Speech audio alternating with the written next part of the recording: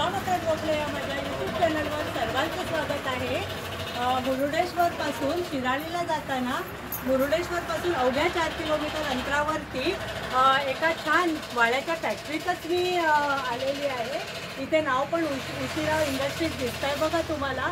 आणि इथल्या वाळ्याच्या विविध अद्भुत गोष्टी बघून मी एवढी आश्चर्यचकित झालेली आहे की माझी ही जी माहिती ही नक्की मला तुमच्यापर्यंत शेअर करावीशी वाटते आहे।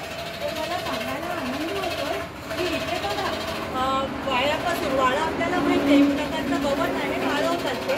तर अशा नाना डेकोरेटिव्ह वस्तू म्हणजे आतमध्ये तर अगणित वस्तू आहेत या बनवलेल्या आहेत। आणि त्या व्यतिरिक्त हे आपण कपाटामध्ये ठेवून कपाट साड्या म्हणा किंवा कपाटच अवघं सुगंधी होऊन जाणार आहे।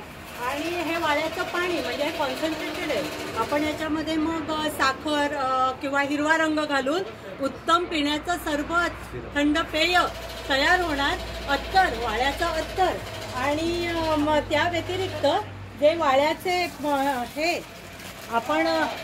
आपण हे जर माठामध्ये हे तर आपल्याला माहिती आहे पारंपरिक आहे। हे जर थोडा हे काढून आपण पाण्यामध्ये माठामध्ये ठेवलं तर बघा पाणी आपलं गार तर पाणी आणि त्या व्यतिरिक्त सुगंधी पाणी। आणि आता वाढता उन्हाळा आहे, होळी पेटली आणि थंडी पळाली तर या वाढत्या उन्हाळ्याच्या दिवसामध्ये या एवढ्या सगळ्या थंडावा देणाऱ्या नेत्रसुखद सुगंधी वाळ्याच्या गोष्टी बघून मी तर अगदी थक्क झालेले आहे।